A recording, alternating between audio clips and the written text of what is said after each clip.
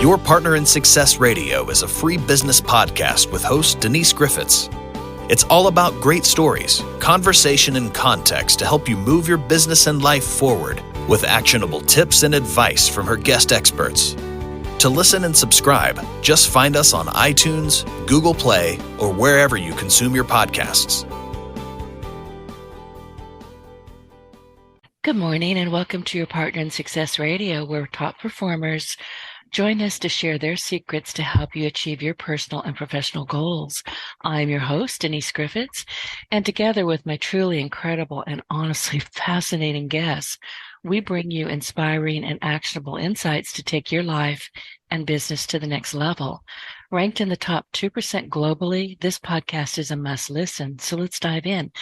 And by the way, I don't know if you knew this or not, but October, and we are in October right now, is National Energy Awareness Month. And I am delighted to welcome to the show Richard McPherson. He is a pioneering nuclear energy and molten salt expert, and he's going to talk to us all about that. Now, Richard is a trailblazer in nuclear energy, and he embarked on his journey during Admiral Rickover's famed nuclear power school in 1964. And after a distinguished 20-year Navy career, he assumed a pivotal role as the United States representative to the International Atomic Energy Agency. And this position led him to join a specialized six-nation team investigating nuclear fuel cycle facilities, the environment, and public opinion in the aftermath of the Chernobyl incident. We all remember that. And today, Richard's focus is on shaping public opinion and promoting the global deployment industry of the Molten Salt Nuclear Battery. I don't even know what that is, so I'm fascinated to hear his story. His goal is to fulfill President Eisenhower's vision of offering American nuclear energy to the world for the purpose of peace, prosperity, and security. And I have to tell you, our pre-interview, and I always do a pre-interview, was so fascinating that I really wish that we had been able to record that and turn it into at least part of this show. He has some great stories and historical facts to share. And yes, I will be asking about Admiral Rickover as well as The Hunt for Red October, one of my favorite movies. Good morning, Richard, and welcome to Your Partner in Success Radio. It's good to have you here. Good morning, Denise. It's a pleasure to be with you. It's an interesting story. I grew up with my father, who was a naval aviator, Navy pilot, and born in California, but he got transferred to Hawaii when I was about 10 years old. So he had 3 tours back to back in Hawaii. So I basically grew up in Hawaii. And one of the things that I didn't realize for many years is because of a question I asked him in 1957, I became a student of energy. The question was, I said, where do your airplanes get their gas from? At the time, he was stationed in Barbers Point Naval Air Station. He said, well, from a truck. I said, well, where do the trucks get their gas from? He said, well, from a tank on the base. I said, well, where does that tank get its gas from? He said, from a pipeline that comes from Honolulu Harbor or Pearl Harbor. And I said, well, where does that pipeline come from? He said, well, tanks. I said, well, where do those tanks get their gas? He said, so then he drew me a one-line diagram from Los Angeles, the refineries in Los Angeles, the refineries in San Francisco, by ocean tanker over to Hawaii. So now fast forward 10 years later, 1967. I have now gone through Admiral Rickover's Navy Nuclear Power School, and I'm on my first fleet ballistic missile submarine submerged somewhere in the world on my first fleet ballistic missile deterrent patrol. And I'm qualifying as a nuclear power plant operator. So by myself, I'm sitting there and I was reflecting back over my lifetime, at that time pretty short. And it dawned on me that because of the question I asked my dad in 1957, I had become a student of energy. Well, here we are today, many years later, and I realize I'm still a student of energy. Now, what helped that a lot was all the different jobs that I had in the Navy, and then after I got out of the Navy, because they were all associated one way or another with energy, and a lot of it was nuclear energy. For instance, I was happily living in Hong Kong, and I get a call, and the person on the other end of the phone says, "If we ask you, would you represent the United States at the International Atomic Energy Agency in Vienna, Austria?" I looked at the phone and I said, "Who is this really?" Yeah, really. I would too. So he told me, and he said, we'll send you a round trip, open, business class ticket to fly back to Washington, D.C. for an interview." So I thought, well, I'll test them and I'll say yes. So in my mind was, well, it'll take him about 10 days to get permission to actually issue me this ticket. It'll take another week, week and a half, 2 weeks for it to get mailed over here. And I'll go back there and have dinner with some friends at Ruth's Chris Steakhouse, where they've got far better steaks than I get in Hong Kong and much cheaper. And they got good wine and they got good Jack Daniels, and it's cheaper. So next morning, there's a knock on the door. Open the door. Here's a man dressed in a suit, looks at me and says, "Mr. McPherson?" Well, I'm looking for my father at that point. And he says, "Richard?" I said, "Yes." He said, "I have an envelope for you to sign for." I didn't relate his visit with the telephone conversation the day before. He was from the embassy. He had this manila envelope for me to sign for. And I thought, well, they finally found me. I'm going to jail. Oh, I So, don't want to know where that process came from. Or that so, from. so I thought, well, I better get a cup of coffee. So I got a cup of coffee and I opened the envelope, and here's all this paperwork. And sure enough, here's this round trip open business class ticket to go back to Washington, D.C. And along with a bunch of paperwork, it says, one of these three hotels, just call them and check in. So I did it and went through this interview, and they told me what it was all about and why. And I said yes. So I went back to Hong Kong and basically gave my business away to the three guys that were working with me. And I wound up going to the International Atomic Energy Agency as a United States representative, as you previously said, to a special six-nation group that was formed because of the Chernobyl accident. And our study was supposed to be nuclear fuel cycle facilities, as you said, the environment and public opinion. And we did that for 4 years. I'm the only American ever to do it. Every American ever have the luxury to do it. And of course, being there, it gave me standing that I could take a look at everything we had. And so what it became another part of my education about energy. That's what it really became. And I took advantage of it. So by the time I was got done with the International Atomic Energy Agency, the plan had been for me to come back to the Department of Energy and work for the Secretary of Energy and basically work with all the national laboratories. However, there was a change in the administrations, and the Clinton administration came in, and there was no longer any interest in me or much about nuclear energy. So I've wandered through the nuclear and energy industry for quite a number of years, and decided in 2015 to come to Idaho to retire and learn how to fish. Didn't tell anybody we were moving here. Came here in November of 2015. In February of 2015, I get a phone call from a person up at the Idaho National Laboratory who said, "So-and-so in Washington, D.C. gave me your number. I know it said you moved to Idaho. Where are you?" I said, "Well, I'm down here by Boise." He said, "Come up for a cup of coffee." I said, "Well, it's a 5-hour drive." He said, "Well, coming from Orange County, California," he said, "you're used to that. Besides, up here, traffic moves." So I went up there, and I've been up there many times since then. So by the summer of 2016, I was back in nuclear, and people knew I was back in nuclear, and I was receiving a lot of phone calls.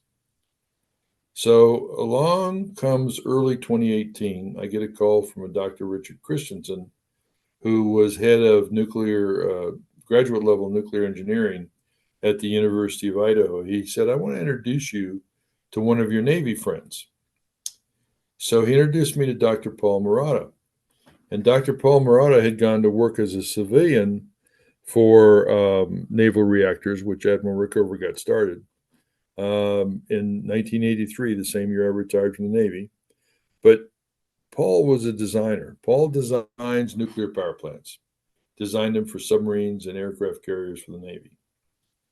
So Paul thinks he's going to meet just another naval officer who'd been in nuclear power, and he's met a lot of those. So I listened, and Paul said, designed a reactor that has no pumps and no valves, and it's natural circulation. Well, Paul didn't know it at the time, but I was hooked, because what I had just heard was what we were all talking about forever. Here is the ideal power source we need to do everything in the world to give people the energy that they need to make a living, to live, make sure that we have food for people, make sure we have clean water for people. So in early 2018, I was hooked. So fast forward to today. My responsibility today is simple. I am the Chief Executive Officer of Idaho Energy Incorporated. The Molten Salt Nuclear Battery is going to be manufactured here in Idaho, in Blackfoot, Idaho, by a company by the name of Premier Technology. And they and myself have spent a lot of time together in the last 4 years. My job is to oversee the manufacturing, the testing, and the deployment. And we're first starting with the United States, but it's also fulfilling one of my lifelong dreams, and that is to find solutions under the nexus of agriculture, water, and energy. The molten salt nuclear battery is the ideal power source for the world. It will change the world. In the case of water, it's simply a management issue, and people can't get their act together and manage the water we have in the world. We have plenty of water. It's just not in the right places at the right time. And in the case of agriculture, it's soils. And I ran into a person up here by the name of George Gersima. And George he always wanted to go back to his roots. He grew up on a farm, had a very successful company nationwide, employees in every state. And he started working on soils in 2016 when I met him. So now George is involved with us with the molten salt nuclear battery. I'm involved with him in soils so that we can get rid of all of the runoff that comes from agriculture that contaminates our water, from fertilizer, insecticides, and pesticides. Right. So there's where I am today. Well, and this is fascinating. I'm sitting here with my mouth kind of hanging open, going, oh my goodness. And I knew a lot of this already about you, but I keep going back to Admiral Rickover. You started over there, essentially. Well, you started with your dad, but you started over there, and Admiral Rickover was known for his uncompromising standards. I did my homework, and rigorous selection process for personnel in the nuclear Navy. And it sounds to me like you have uncompromising standards as well. You're not going to just give up and walk off because something isn't working out your way, and that you have big thoughts, hopes, and dreams for America and the rest of the world. To me, it's simple. Energy is the world. Energy is the lifeblood of the world. The United States has been a leader in energy technology since the 1800s. We should have shifted to far more nuclear than we have. It was stopped simply by the Soviet Union after President Eisenhower gave his speech on December the 8th, 1953, at the United Nations, where he offered the United States nuclear technology to the world for peace and prosperity. And they knew that they couldn't have that. They couldn't allow that to happen because they saw what we did and what Americans did in World War II and World War One, where the world was in crisis. America geared up and went out and helped the world win back the world from bad people in World War One and World War Two. And with having nuclear power being such a good power source with such a high power density, there's no way the Soviets could allow the United States to have commercial nuclear power. So they immediately started putting money and resources in here to subvert everything to do with commercial nuclear power. And they've been very successful at it. But, you know, the Americans have a way of rising above all of that at some point. It takes them a long time. We all get frustrated. We'd like something to change right now. But what we're seeing finally is that switchover from against nuclear power to actually for nuclear power. And interestingly enough, it's driven by people's concern over climate change. People have been starting 30, 40 years ago, a lot of it started with Al Gore, people like him, where they made a crisis out of climate change. Well, climate change is normal. I know. Trust me, I don't believe in climate change. I believe in seasons. And, yes, things change. They always change. Well, I'm not going to go down that road, but I agree with you. Well, if you go to the real scientists that study the relationship between the moon, the earth, and the sun, and they also study the core samples from deep down in the earth, they know that we've had much high periods in the Earth's history of much higher CO2. Mm-hmm. They know that. Those are real scientists. The scientists that we hear about in the news media are the scientists who make this a crisis and keep it a crisis because what they're looking for is more money. They're always looking for more money from the government, or unfortunately, some of these people who mean to do well with their money, but they give it to the wrong scientists. But real scientists and real engineers are very clear about studying what has affected our Earth over the years, and we know what it is. And climate change is normal. Just like you said, the seasons are normal. Really are. And look, I live in the deep South. So we really don't have seasons. We have 2 seasons, hot and hotter and hell, and that's it. And 6 months of that is, hurricane season. But right now, we're, October, November, December, we're in fall, and pretty soon we'll be in winter. I don't understand what the ruckus is all about. I've never understood it, but that's neither here nor there. So we're talking, I said, don't get me started, but we're talking about nuclear energy. And I don't watch the news. It's legacy news. A lot of it's just follow the money. That's all you have to do. But, this whole stop oil thing, it's like, really? Just please stop. Stop trying to get run over or hurt. There are Well, so many ways that we have energy. You're not helping. let's talk about that for a moment.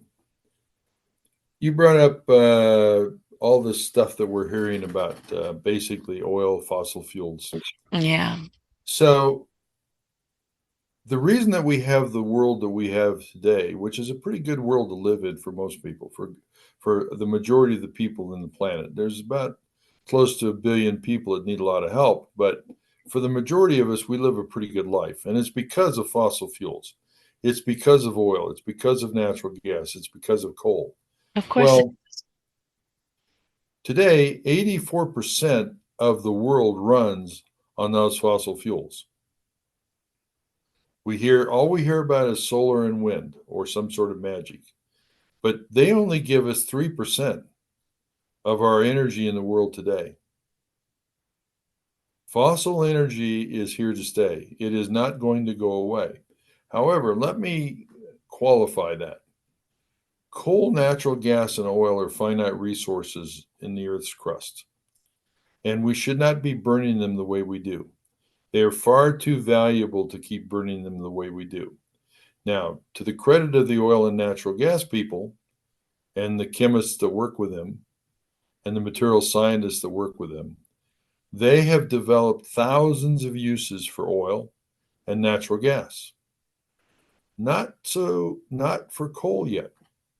Coal is one of the unrecognized great resources in the world that we still have a lot of work to do to be able to take full value of the coal.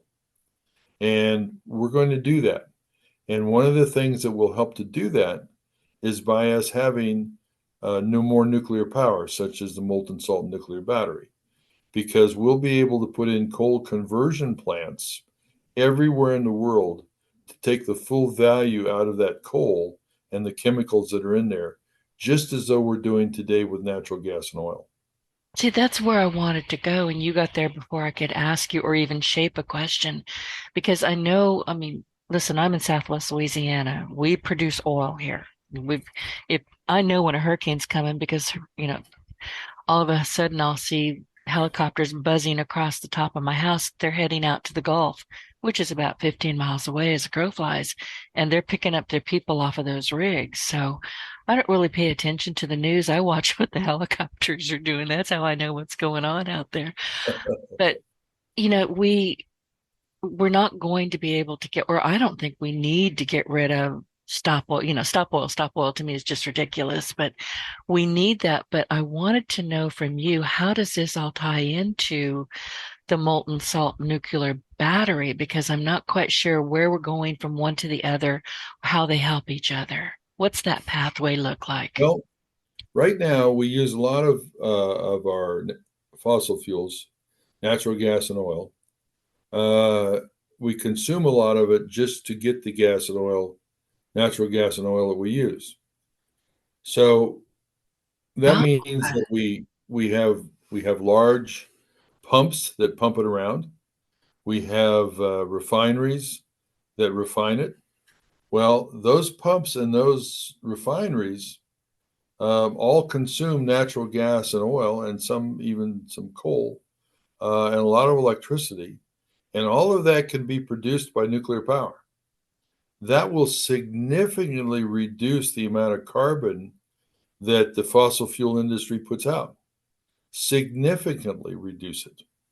So we're going to see a transition in this country from the use of oil and natural gas and coal to produce electricity to give us more uses from oil, gas, and coal, to their power source is going to be nuclear.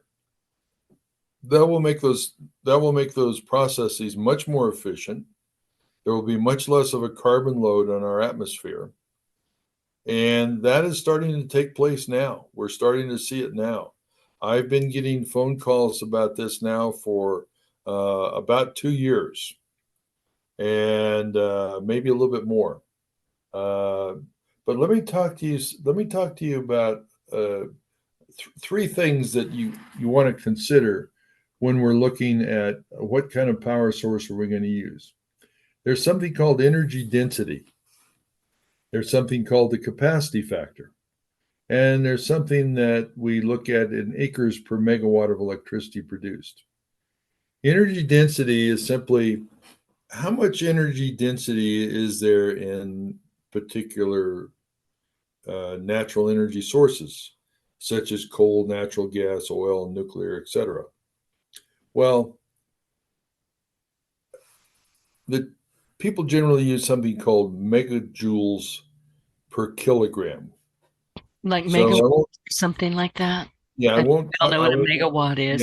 Yeah, I don't want to. I won't. There's megajoules per kilogram, and I'm not going to get into that. But let me give you a number. So for coal, it's 24. For natural gas, it's 55. For oil, it's 44. For nuclear, it's 3,900,000. Oh. So that'll give you an idea of how much more energy density we get out of the ground from a little bit of uranium compared to what we get from coal, natural gas, and oil.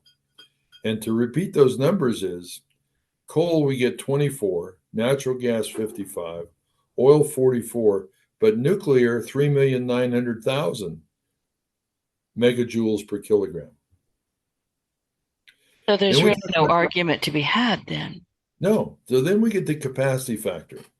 And of course, all this has to do, and it has to do with the Earth's finite resources. They are finite, and we need to make better use of them. So let's get the capacity factor. That has to do with generating electricity. And capacity factor simply means if we were going to run something with 100% capacity factor, it means it runs 24/7, 365 days a year. Well, the capacity factor for coal is 49%, natural gas 54%, solar is 24%, and wind is 34%. But for nuclear, it's 93%. Again, no argument to be had. No argument there. So in order to have the same amount of power from nuclear from solar, we've got to increase our wind by 377%. Or we've got to increase our wind by 268%, or coal by 189%. There is no argument. Then we start looking at, okay, how many acres do I have to devote of land do I have to devote to get a megawatt of electricity? Well, for coal, I've got to have over 12 acres. For natural gas, I've got to have over 12 acres. Everybody loves hydropower. For hydropower, I've got to devote 315 acres of land.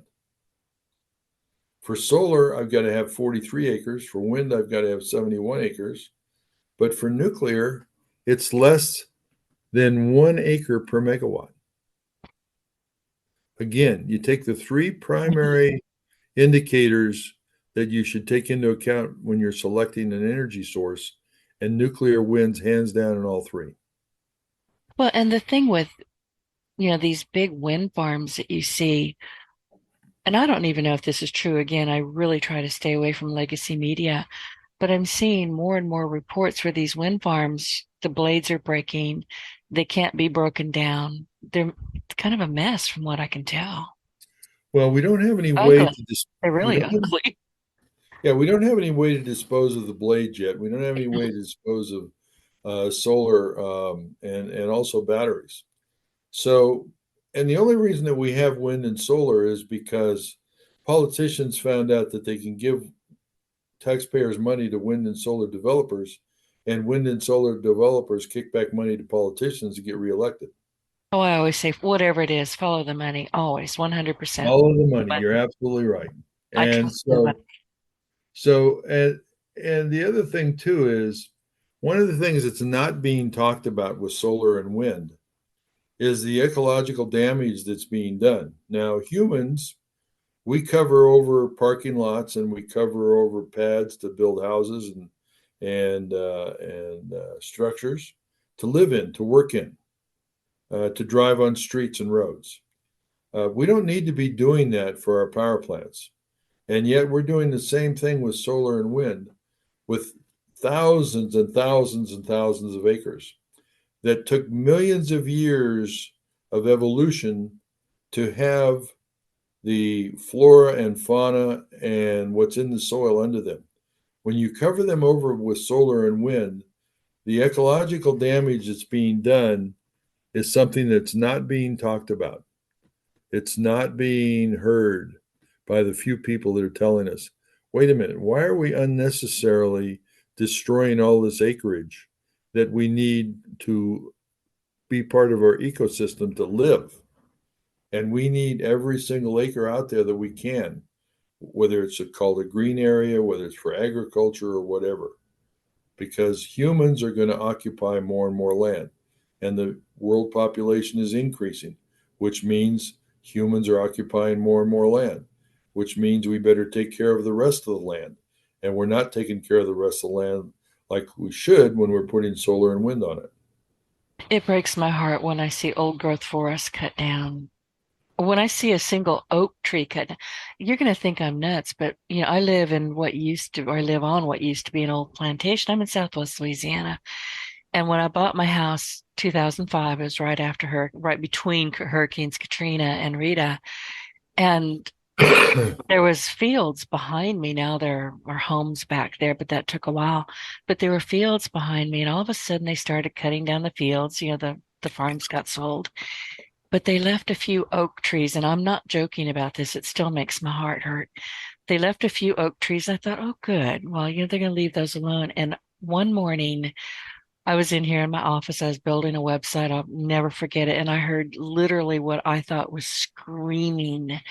They had a big piece of equipment. I'm guessing it's a crane, and they plucked this giant oak tree out of the ground, and it screamed. I'm not Wow. joking. It made the most god-awful sound. I'll never forget it. Well, we've had these tree replanting programs in the United States for years. And I remember back in the 1970s when I first started hearing these supposed environmentalists tell us that we're cutting down all the trees and we're wiping out all the forests. Well, so I started looking into that. I'm inquisitive by nature. And I found out that we're actually planting more board feet and growing more board feet than we harvest. And as Americans, we continue to do that. And yet you look around the world at where they don't have an energy source like the molten salt nuclear battery. Specifically, you look around the equator between the Tropic of Cancer and the Tropic of Capricorn. If you look around the equator, that's where about 45% of the world population live. They've cut down all the trees. They needed energy. So they cut down the trees and burned the trees. So they don't have any source of energy anymore. They're not the trees aren't taking in the CO2 and putting out the oxygen like they were before. So we need to help them. Well, guess what? When I heard Dr. Paul Marotta tell me about the molten salt nuclear battery, my mind immediately went to, we can help 45% of the world's population around the equator by giving them the molten salt nuclear battery so they can actually have fresh water. They can either take contaminated water and distill it, powered by the molten salt nuclear battery. They can take seawater and distill it.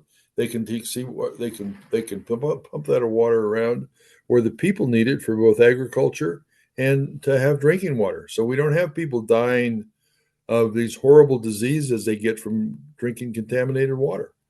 Right. Well, listen, and I've been wanting to ask this, but you're so fascinating. I didn't want to interrupt more than I have done so already. But in simple terms, how does the molten salt nuclear battery work? How does it operate? Is this something that is, it's a big unit that the government has to run? Are we eventually going to have one in our homes? What do you see for this? Well, Dr. Marotta, he knew coming from designing and building reactors for the Navy, or designing it for the Navy, he knew that our military bases did not get protected power. As we mostly starting in World War II, we built our military bases. As they were designed and constructed, they simply called the local utility and said, would you bring wires into our base and provide us with electricity?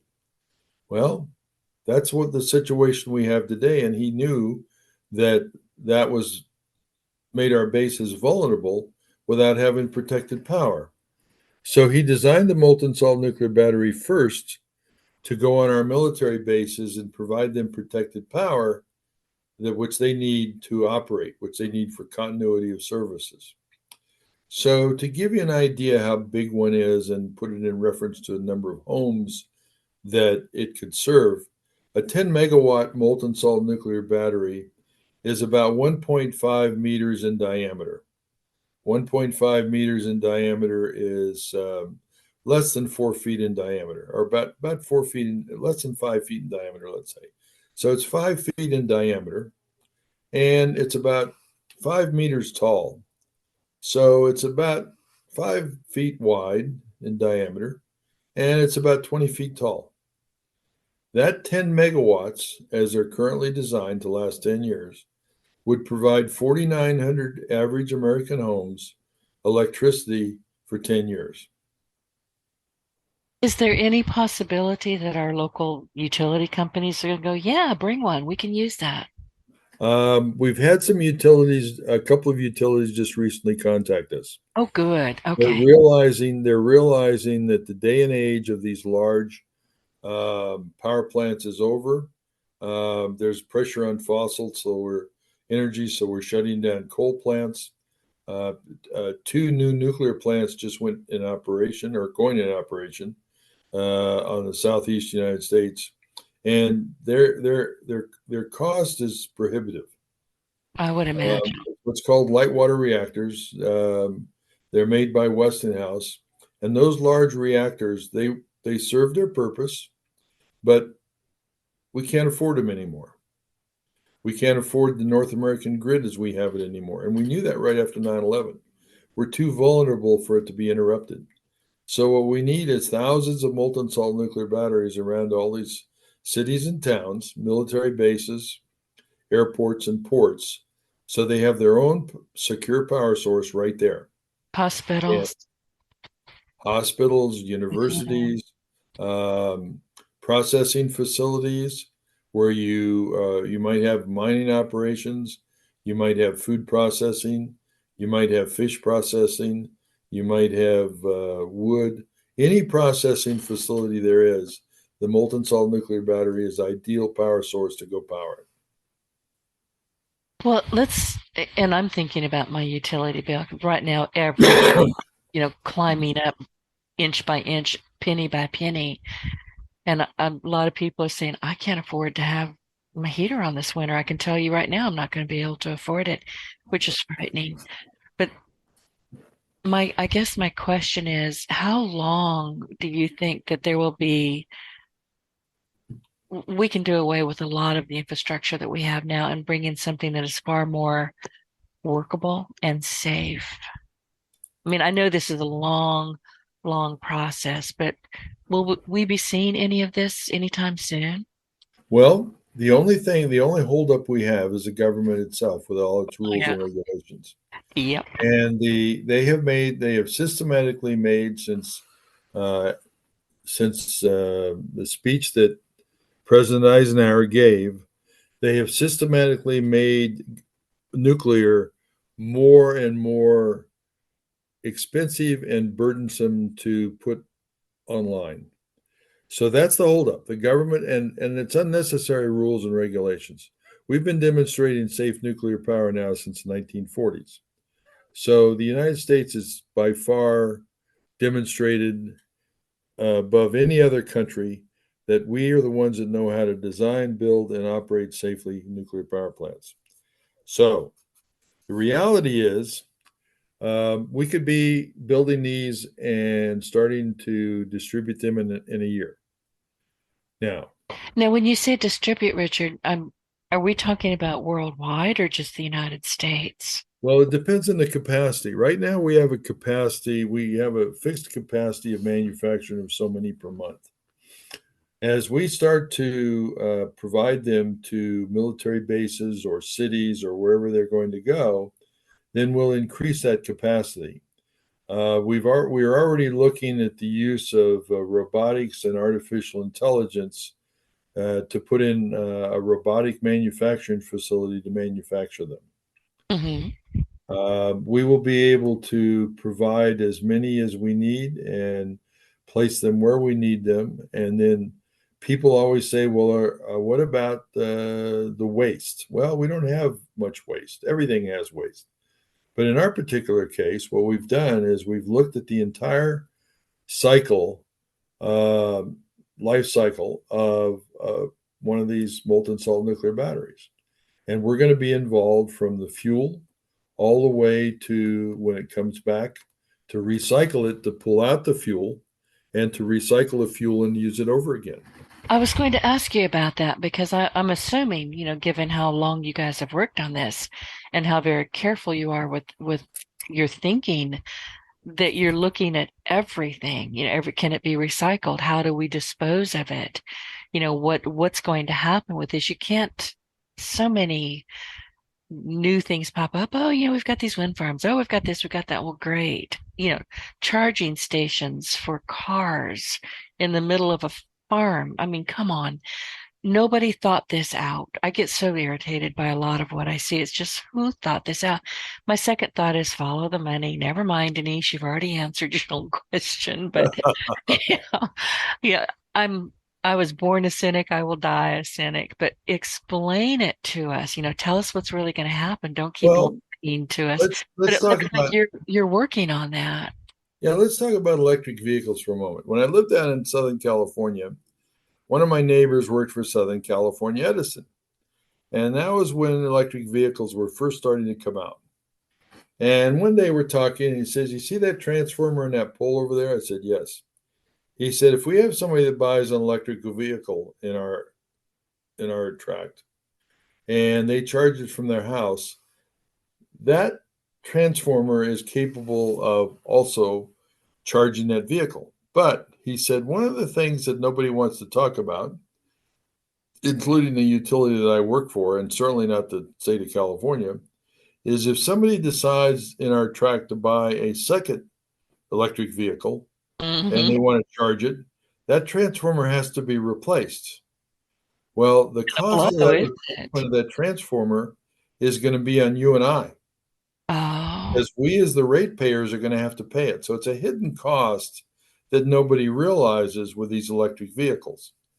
The other thing is, if you look around the country at a bunch of these electrical charging stations for electric vehicles, hidden behind the scenes in some of them is a diesel generator generating electricity from a diesel engine to be able to power the electric vehicle. yeah, In they're my not opinion, magic. I don't know why people don't get this. It's not magic. They don't just pop up and you plug in, wait an hour, which I will not do. Yeah, and just say, oh, well, look, it's magic. Now I can go. Are you crazy? It's got to come from somewhere.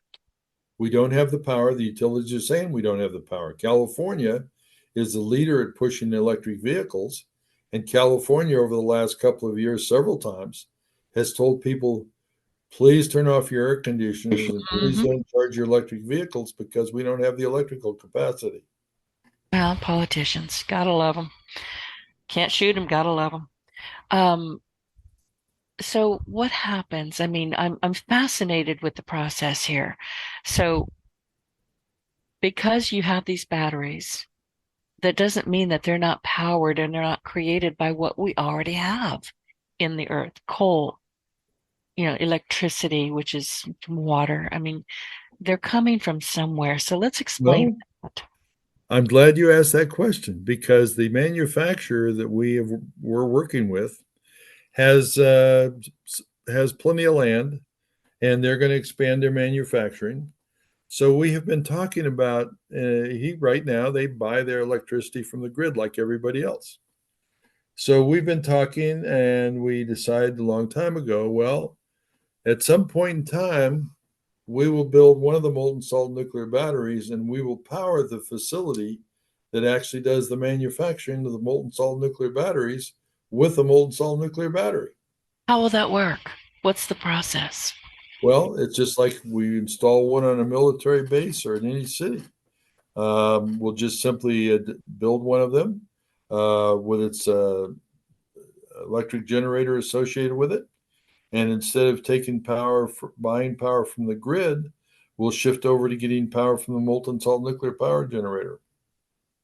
It's as simple as that. But that just makes too much sense. Obviously, people are not going to like this. And yes, I'm being sardonic. Well, But some people love it. The utilities are the utilities are in the energy business, and they're going to stay in the energy business. They just need to change. They're very resistant to change, but I don't blame them because I've watched over my lifetime what's happened with the utilities. When I started back in the 60s, the utilities were headed up by people who actually knew how to generate electricity. Today, that's changed. And now they're lawyers and bankers and accountants. But the change was necessary for them to survive because it was changes in public policy that forced them from being people that produced energy efficiently to people who adhered to government regulations. It's as simple as that. People like to beat up the utilities. Me too. But I understand what's happened. And it is simply changes in public policy, some by the Congress and others by organizations like the um, EPA. The EPA makes a bunch of laws. They shouldn't be making laws, but they essentially make laws that increase the cost of everything to Americans.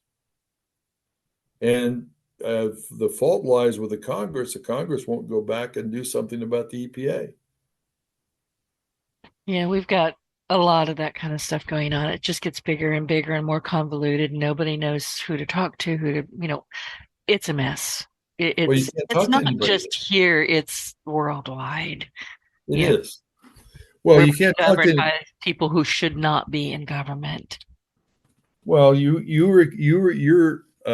may be old enough to recall when you called the government phone number, somebody answered the phone. Not No, today. A I computer didn't know you answers the could phone. call them. I mean, I thought we're just stuck with them. Yeah. Well, yeah. What happens today is that you call a government number and you get a computer and said, "We'll call you right back," and they never do. That sounds about right.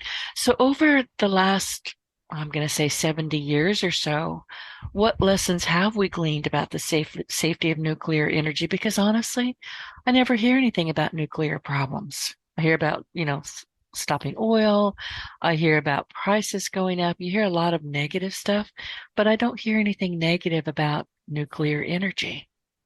Well, the safety in nuclear power in the world, and especially in the United States, is really to the thanks of Admiral Hyman G. Rickover and what he got started back in the 1940s. It was not only the insistence upon the quality of what are we going to use to build a reactor, but also the quality of the people. And he's not given enough credit for the quality of the people and the quality of the uh, educational system that he put in place. It took me a while to understand what I had been through when I went through Navy Nuclear Power School. But what he did was he created a school. It's in two parts. One is in the classroom, and the other one is you go to a prototype of a nuclear power plant that actually operates. And the first half, you get all the book work, which is the equivalent at the time I went through of about 5 years of engineering school in 6 months. And then you go immediately to an actual operating nuclear power plant and you qualify on every workstation that there is and learn how to operate it. And nobody has ever, in my opinion, given him credit nor taken advantage of what he put together. We don't need to have people in school for 4 years or 8 years or whatever they are in so many fields. We need to duplicate in our educational system what Admiral Rickover put together starting back in the late 1940s. Is that program still available? It's still available. The Ah, schools have consolidated.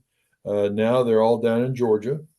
But when I went through, there were two basic schools, the 6 month school. One was in Bainbridge, Maryland. The other one was in Vallejo, California.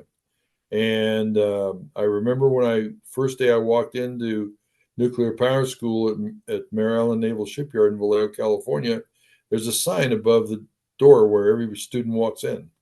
And the sign said is on the sign is something like this. In this school, even the smartest must work as hard as those who struggle to pass. H.G. Rickover. So I thought, well, I'd heard about it. As a matter of fact, my father, when I came back from being recruited to go in the Navy and submarines and nuclear power, at dinner that night, my mom said, "Well, what did you do today?" I said, "Well, I joined the Navy, going nuclear power and submarines." And my dad, almost under his breath, said, "That's Admiral Rickover's program, and everybody fails out." oh, So I didn't feel so good. so that's dinner conversation? So I go to nuclear power school, and my first class, I was in one of the first classes. Math was our first class. And so this guy, Dr. Black, got up there and he said, "We're going to review mathematics." So he said 200 and something and 400 and something plus 400 something is 700 and something. He said, "That's addition. You got that?" Yep. Then he did a subtraction problem. Then he did a multiplication problem. Then he did a division problem. His review of mathematics was one problem of each. And then he got up into decimals and fractions. And at the end of the class, we were already up into algebra solving one unknown. 2a equals 12, what's a? So we go to lunch that day, and we're talking at lunch, and not a one of us wanted to go back to his math class tomorrow. So anyway, make a long story short, within a week or two, we were in calculus. We spent the rest of the 3 months, first 3 months in math and calculus. So nuclear power school comes very quickly. There was a very high dropout, extremely high dropout rate in my days. They're doing better at screening people. They don't have the percentage of dropout rate we had, but in 1964 it was very high. Why was that? And why is it? Are people just not prepared for it, or they don't understand it, or they're just flat not going to work that hard? Or a combination of all of it? Yeah. Yeah, sort of all the above. Even though we were screened based upon our scholastic record in high school, and a lot of it had to do with the mathematics, and because the math comes very fast in nuclear power school, and math is used in everything. And I guess I was fortunate because my dad got me into math when I was real early, and my mom got me into reading. And I don't remember not reading. That's how young my mom got me into reading. So math and reading has carried me over all these years. Oh, I'm like you. I was reading at 3 years old. Nobody told me I couldn't, literally. And I've read all of my life. I'll read anything. I'll read the back of a cereal box, and I don't eat cereal. But reading is so, so important. And I wanted to ask you, the Hunt for Red October, we talked about this a bit in our pre-interview, and I love the movie. I can't stand Alec Baldwin, I'll be honest with you. I think he's just a horrible human being. But I really fell in love with the movie the first time I watched it. And you have a couple stories about that movie. Well, interesting. I was still in the Navy when it came around. And there was a guy by the name of Dr. Jim Auer who was working for Cap Weinberger, who was Secretary of Defense at the time. So I was in San Diego, and Jim called me up and said, "Have you read the book?" I said, "What book?" He said, "Hunt for the Red October." He said, "I've never heard of it." So he said, "I'll send it to you." So he sent it to me. First night I read a few pages. Second night I read it all the way through. So I called him up and I said, "Jim, how did he write this book?" And Jim said, "That's what Cap and I want to know from you." So I set out to try to find out how he wrote the book. Come to find out that he was a insurance salesman in Calvert County, Maryland. And at the time, they were building the Calvert Cliffs nuclear power plants there. And there was a lot of Navy people involved. Well, his target market for selling insurance was a new couple with a baby, because the moms, they wanted insurance. And so he would target them, and he would sit down with a couple and he would sell them insurance. And he started hearing these stories about submarines. And one of the things he heard was how submariners get together and talk alone when they've been off on a patrol in this high stress situation, and all that. So what he did was he turned his 2-car garage into a place that they could come after they got off shift work, and they could come and sit in, relax, and talk to each other. He heard him talk about buying these big old refrigerators and cut a hole in the side and put a beer keg in there so it keeps it cold. And he did the same thing. So he started taking notes. So it was the notes that he took, listening to those guys talk for a few years, that prompted him to write the book for the Hunt for the Red October. Now, when I read the book, there were some things in there that he didn't exactly say, but he implied. And I thought to myself when I was reading, and I thought, if I was to write this, they'd probably call me back on active duty and court martial me. But that was the book, I The Hunt get for it. the Red. That was a genesis of the book for the Hunt for the Red October. And the Navy, I did another little bit of research. The Navy played a crucial role in enhancing the credibility of the storyline because the movie revolves around a Soviet submarine, obviously, that was defecting to the United States. And the Navy's involvement ensured that the military and strategic elements were portrayed with accuracy. It really was a great movie. In fact, I watched it again last week because I knew I was going to be talking with you. And it's a fascinating movie. It's a fascinating story. Well, in the book, or excuse me, in the movie, you saw that they transferred people from the USS Dallas to Red October, and they used the submarine rescue vehicle Mystic in the Right. movie. Right. So in real life, 3 days before I retired, I was on the Board of Inspection and Survey, and I was a member of the Board of Inspection and Survey. And one of my specialties is manned deep submergence vehicles. So 3 days before I retired, I rode the Mystic that was used in the movie on the other side of San Clemente Island in Southern California. We went down to 3,000 feet and made it up with a hatch down there. And the crew opened the center hatch of the Mystic, and I certified her for test depth operations. 3 days later, I walked out of the Navy, and that left only a handful of people who could certify manned deep submergence vehicles for test depth operations.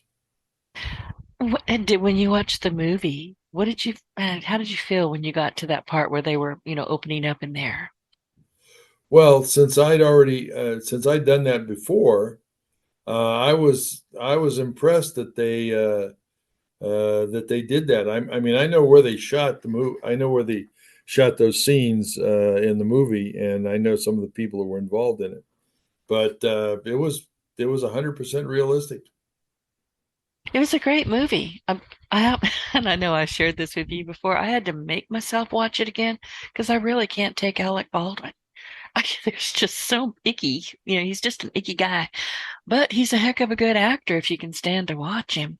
Listen, we're about running out of time. That's just my personal opinion.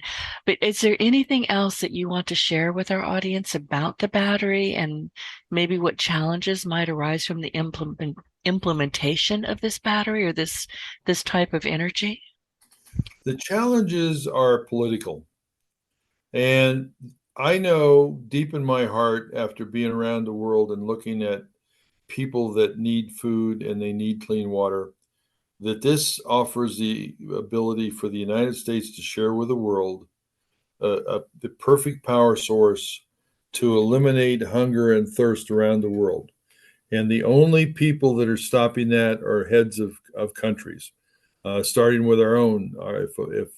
If we have a group of responsible people back in Washington wake up, they can take advantage of what we have to offer, and they can make the U.S. the world leader again in going out and saving the world like we did in World War I and World War II, except in a different way.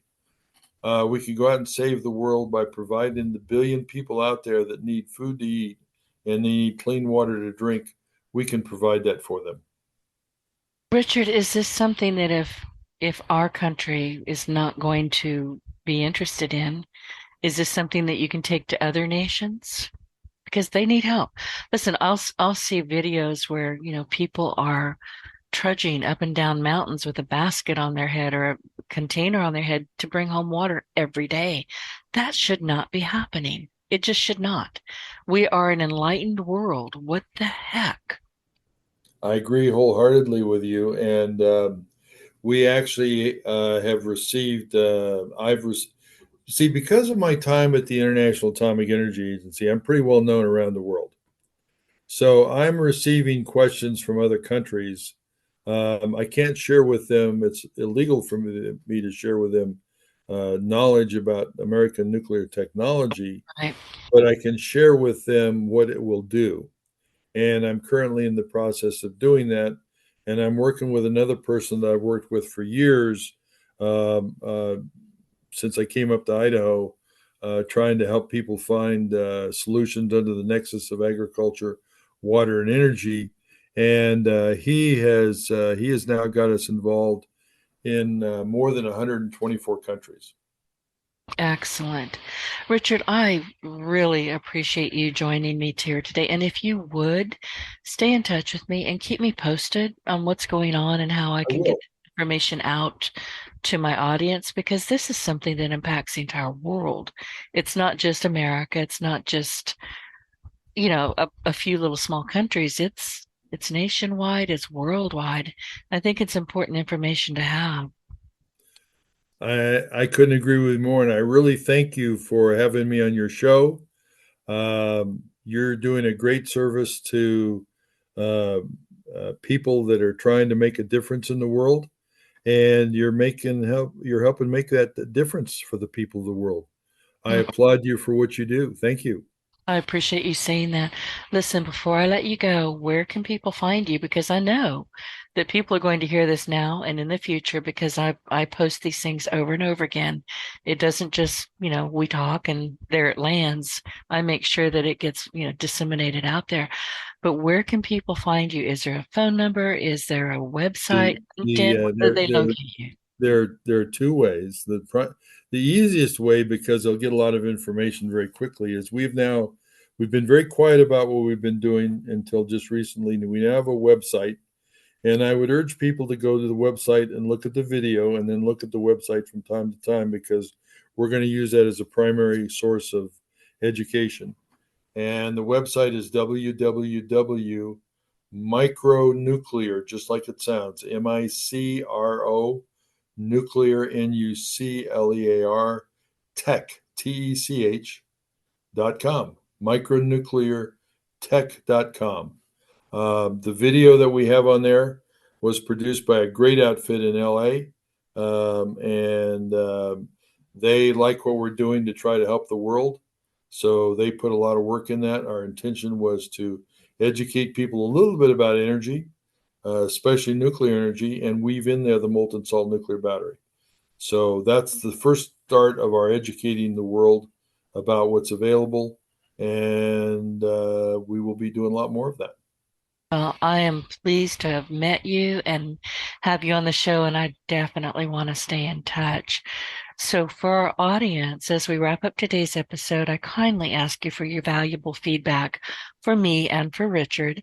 And if you found our insights helpful and enjoyed the show, I would greatly appreciate your support by leaving a review and rating on iTunes. Your feedback is crucial, and it helps inspire me to empower more individuals on their path to success. So don't forget to hit that subscribe button, leave a review, and share your Partner in Success Radio with your friends and your colleagues. And definitely go look for Richard. Richard, again, thank you so much. It has been fascinating getting to know you, and I look forward to staying in touch. And I do also. And you have a great weekend, and I will talk to you later. Get your voice heard.